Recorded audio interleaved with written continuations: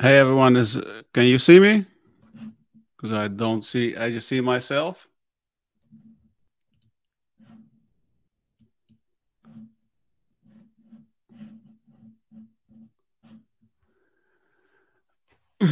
I do see 118 people are watching, and once again, I have no clue whether people are actually seeing me. So here goes nothing.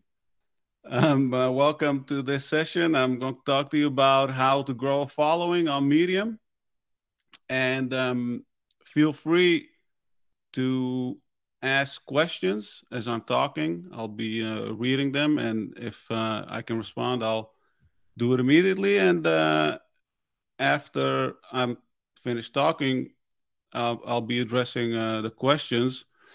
Uh, Total time will be 30 minutes, but depending on how it goes, um, we can spend more time on questions or more time on talking, depending how many questions will come in. So I started writing on Medium in 2015. And back then, I just published a book. So by now, I've published 7 books. And I was checking last week how many books I've sold since I started. And I've self-published my books, and I've also sold the rights to several countries.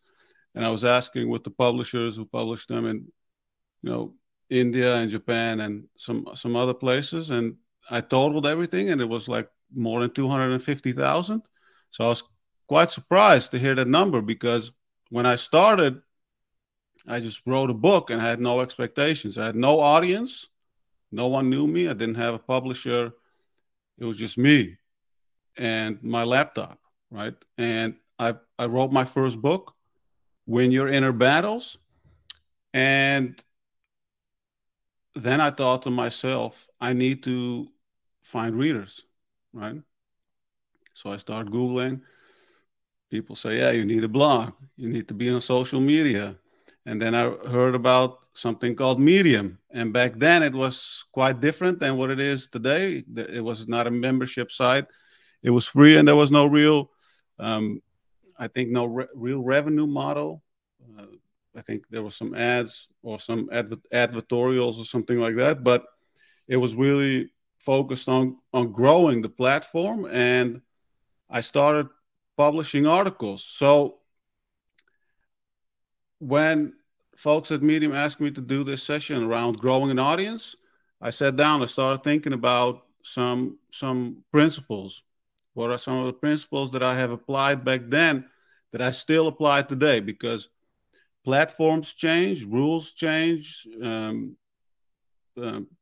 basically the topics that people are interested in change. But principles of writing and principles of growing an audience and following, in my opinion, don't change. So, what are those principles? First thing I wrote down is purpose, because when I started, my goal and my purpose was to find readers for my book, When You're in the Battles, which is about conquering fear. So I was thinking, well, if I write about conquering fear, I can build an audience and maybe people will buy my book. That was basically all my thinking back then. And I find, Medium through just basically, I think I was Googling and looking for places to publish and find an audience, because back then what most people did was primarily, and still it's still happening today, but writing guest articles for major publications. And I did that a few times. I did like Fast Company and I think Entrepreneur or something.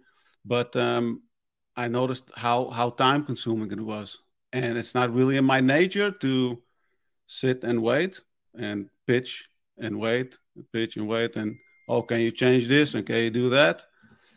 So basically, what I did was, well, I want to get around that, and I want to have more control, right? So that's how I found Medium, and I thought, oh, this is a great place because I can publish, And when I hit publish, it's published.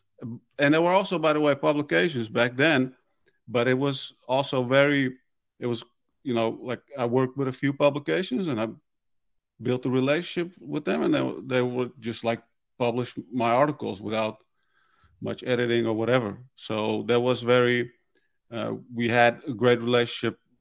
I had a great relationship with some of the editors there as well, which were not, who were not real editors, who were just like managing a publication and looking for some interesting articles, and you would just publish those. But anyway, so purpose. Now, my purpose was to find readers, but then the second thing that I wrote down is adaptability, because a lot of people have a purpose, and a lot of people think, oh, I need to get on Medium, or I need to get on social media because I have a message. I want to sell something, or I want to build an audience, or whatever it is, or I want to build a name for myself so I can apply for jobs.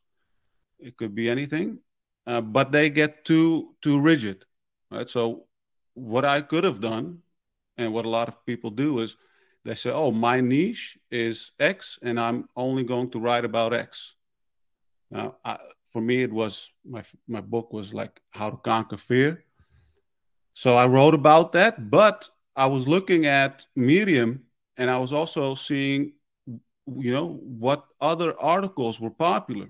So I think that's a very important principle to keep in mind as well as you're building a following. Is, okay, one, you need to have a purpose, because if you don't have a purpose, you don't have a direction, you don't know what you're writing about. And people will always know, if you publish content that doesn't make sense or isn't useful, people won't consume it. So adaptability is about looking at the platform that you're targeting and seeing what's popular at the time, at that given time, and then seeing whether you have something to contribute. So that's what I did as well. So at the time, like, life lessons were extremely popular, and they've always been popular. But there was always this top 10 on the homepage. In the top 10, there were always at least like 3 or 4 life lesson related articles. So I saw that, and I thought to myself, well, I also have some stuff that I learned, and it's different from what I'm seeing. And that's really the key, right? Because you need to have something to say, but at the same time, if the thing that you want to say is not relevant and no one cares, you need to look a little bit further, right? Because if you just keep saying stuff that no one cares about, you get frustrated and you quit, right? So that's something that you want to avoid. So then you start looking at what's popular, what's something that I have something to say about, and then also focus on that. But here's the thing, right? A lot of people, they get too far. They only become adaptable, and they start chasing trends, right?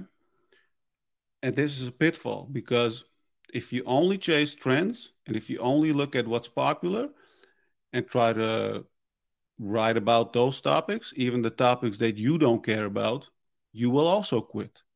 Because like, I've been writing on Medium, as I said, since 2015. And since then, like, I saw a lot of people come and go, and a lot of people who were successful in the beginning, but then they kind of ran out of ideas or whatever. I don't know, maybe they moved on to something else. But it's really important to keep going, right? Because if you don't keep going, why do you start anyway? Because it takes a lot of time. Right? Like, I was looking at my stats page, just to give you guys an idea of how long it took for me to build a decent size following. And I wrote down, like, the first 4 months, right? September 2015, 5 followers. I got 5 followers, pretty good, right? A lot of people who start, they say I have 5 followers, and then they start cursing, right? It's like,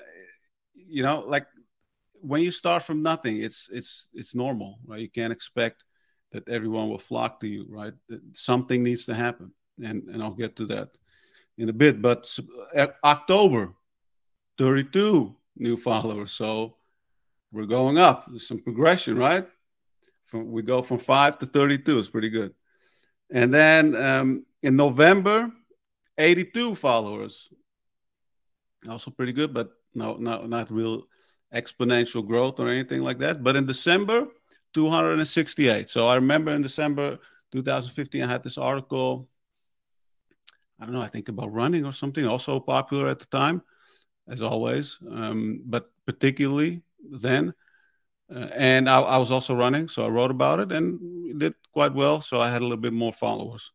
And then in January 2016, I had 1,100 followers, 1,100 new followers. So that's when I wrote an article that, like, where I wrote about a topic that was really popular at the time.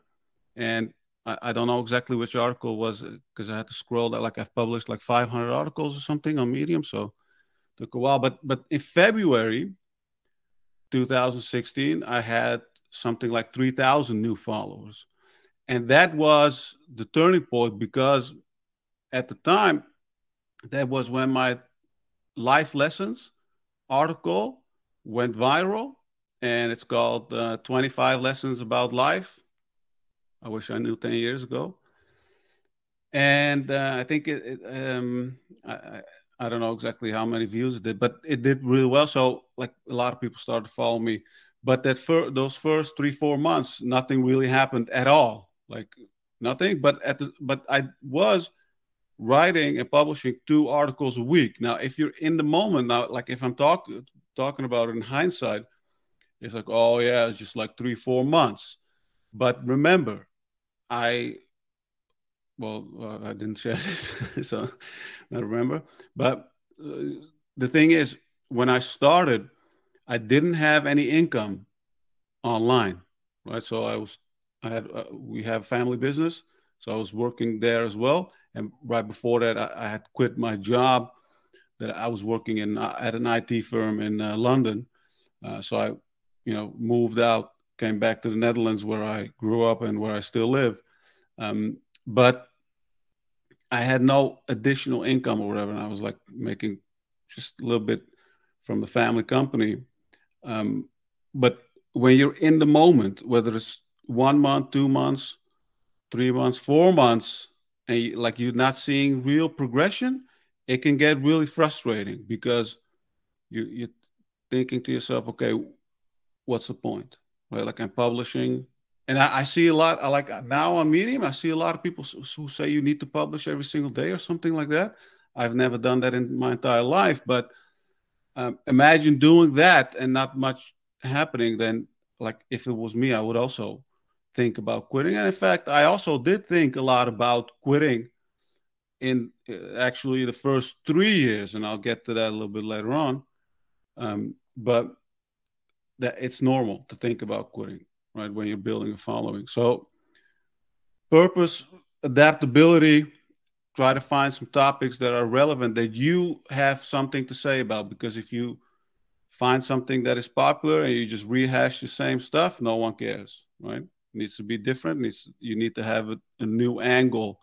And the thing is that a lot of people always say, oh, how can I find a new angle, a different angle? And my answer is always that you have a unique view on the world. Like, there's no one who has the same background as you. So you need to tap into that. You need to look yourself in the mirror and see what you have to offer to the world, instead of looking at other people and try to copy them. Right? That's really important.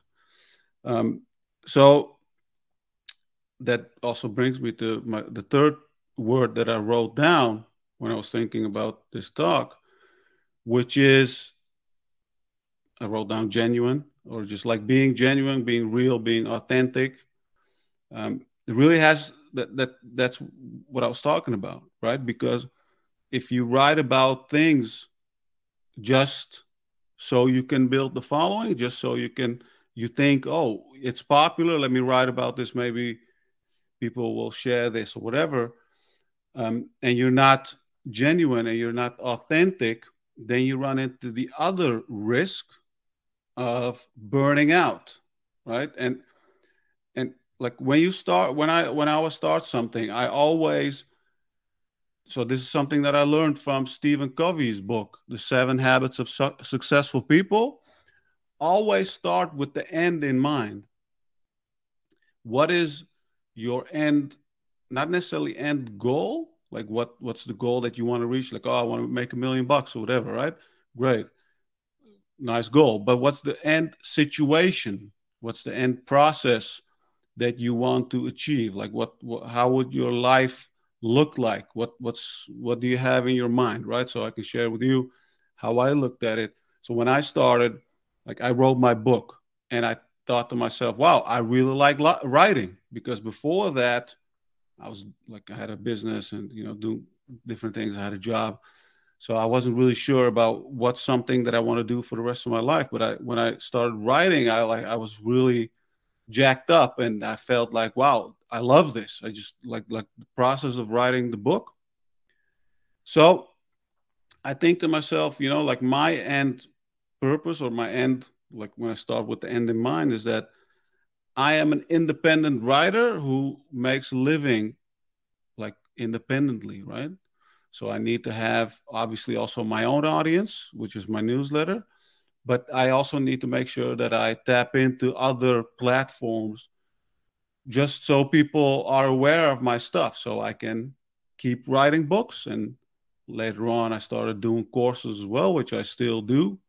Like I launched my first course, Procrastinate Zero, in 2016, and actually I'm updating that right now.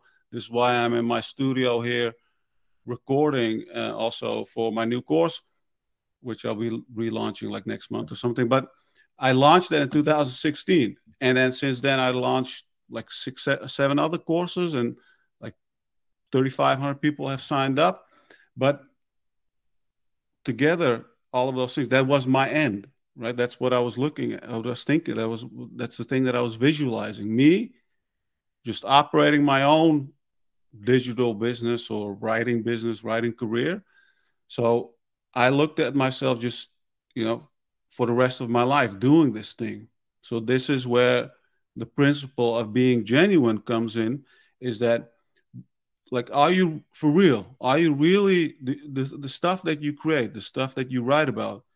Is this something you really believe in, or is this something that, like, there could be many reasons that I think are the wrong reasons. It was like, oh, I just want to make a few bucks. I want to have some status, or I want, like, it looks cool. My friend is doing it. Some YouTube idiot was saying, oh, like, you need to go on Mediums because you can make some money.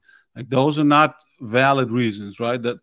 Like that should never be part of your decision-making process. So if you want to be genuine, like I said, you look into the mirror.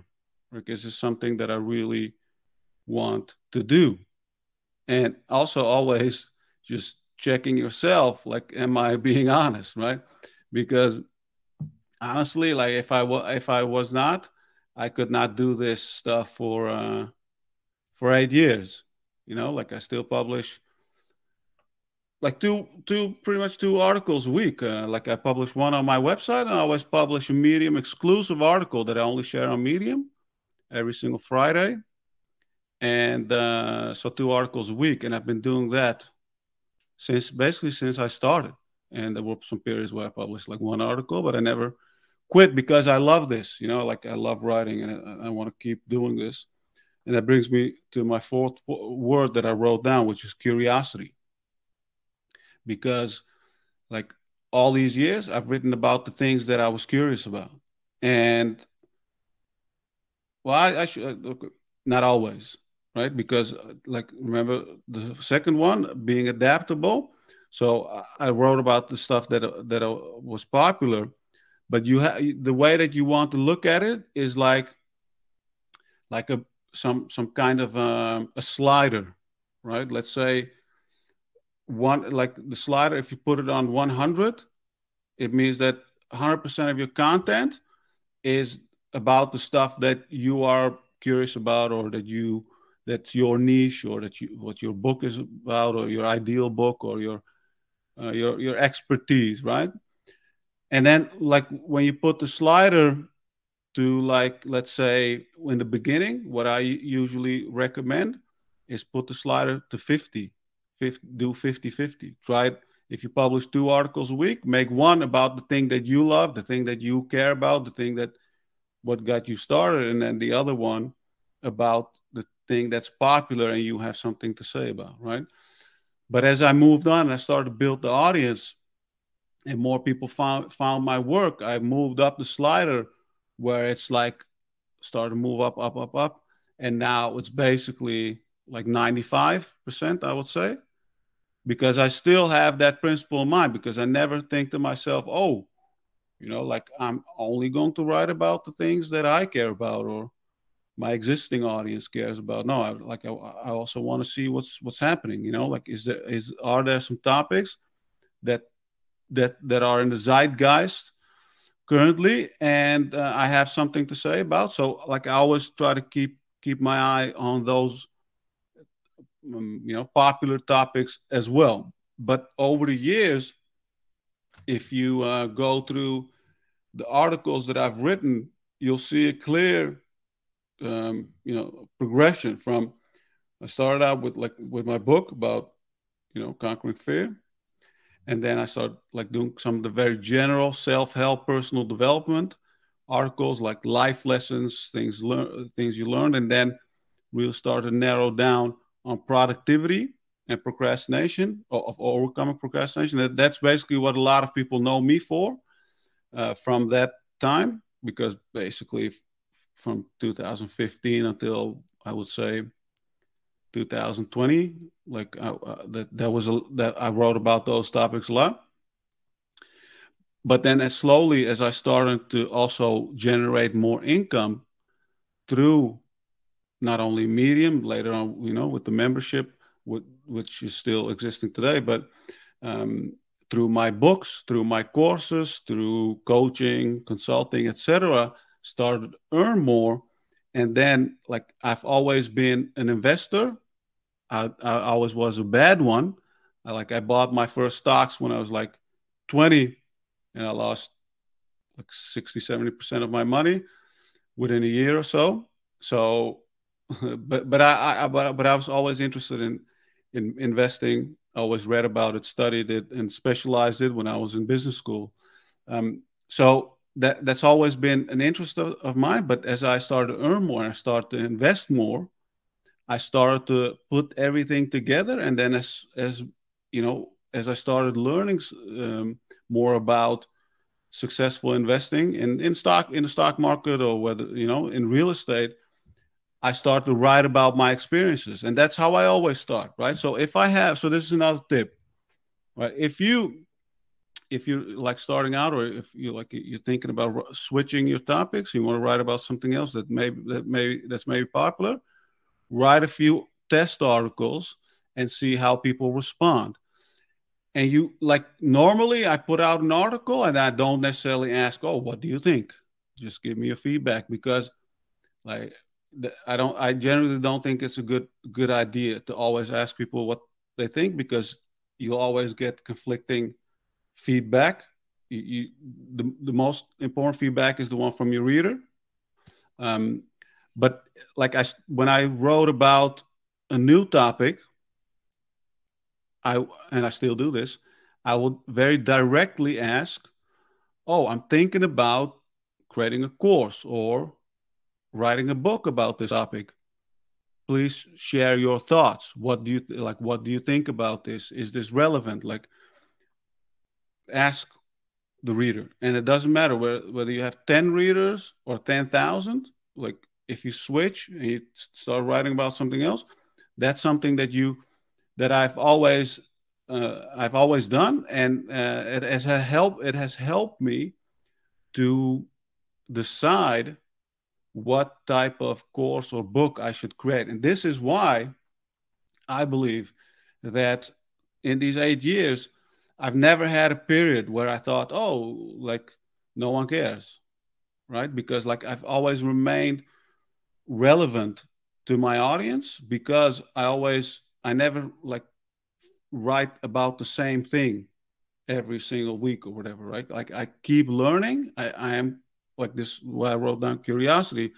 I'm always curious about things, keep experimenting, keep doing new things. And as I learn, I write about those things. And that's how, like last month or something, reader wrote back and said, yeah, I've been following you since like 2015 from the beginning.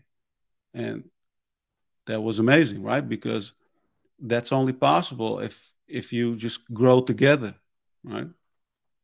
But that's something that I've always kept in mind and I always apply. And this is how I started like writing my, or like just finished a new book called The Stoic Path to Wealth, which is about Stoic philosophy and wealth building. So I took those two topics that I've always been interested in and, merged them together. And the book is coming out next year. So it will take a long time because first time I'm going with traditional publishing, which it's taking a long time, but the result is great and something that I'm happy about. But that's probably a topic of another talk. Just to wrap up, I want to talk about the last word that I wrote down, which is connect. And this is also like very related to what I was just saying, what I was saying just now. As you start to build an audience, and it doesn't matter how big it is, because I'm pretty positive if you like apply these principles of like having a purpose and being adaptable, talking about some popular topics, but also being genuine, et cetera, et cetera. You'll start to get some traction. You'll start to attract some folks. And when you attract some readers, I think it's very important to connect just through those types of questions that I was saying, right? And whether people, if they respond to you in the comments or by email or whatever it is, if there's something on your mind, ask your audience. Don't ask your friends, or don't ask, like, I know a lot of people, they form writing groups and whatnot. I've never been a fan of those because I don't want to ask my writer friend what I should write about. Because, like, why? I want to ask my reader what I should write about, or what's on their mind, right? So I always made it a principle of mine to never ask other people what I should write about. Like I always look within, and then I also look to my audience and see whether there's overlap, and that overlap, that's where you will start to grow. Because if you only write about what you care about, like no one cares. If you only write about what the audience cares about, you'll go insane. We don't want that. So try to find an overlap and write about the topics that you both care about. But you need to be proactive. And this is something that I don't see a lot from a lot of writers. And I get it, because as a writer, you prefer just to lock yourself up in a room and write. So it might not be it might not be normal to you to ask people proactively, or ask your readers proactively what they think and what they are looking for. But it's something that's really important. I've always made sure that I connect with readers, and like here and there, I always put some texts and some things and some some nudges for people to reach out and make it easy. Like in my emails, I always say, yeah, I read every reply. In my books, at the end of my books, I always have basically an invitation to email me, and a lot of people do. Like I get emails every single day, and that's a big part of making sure that you keep going, right? Because if you write into the world and you don't get any feedback at all, that's also frustrating because you have no clue how it's going. So that's something that if you want to stay in the game, it's really important. So those are my 5 principles that I've applied to in my writing career. I don't see any questions here, so going to wrap it up. Maybe some technical issues, maybe like I said, we as writers, we prefer to just be alone. But thank you for tuning in. And if you have any questions, feel free to follow up. Send me an email. All right. Take care.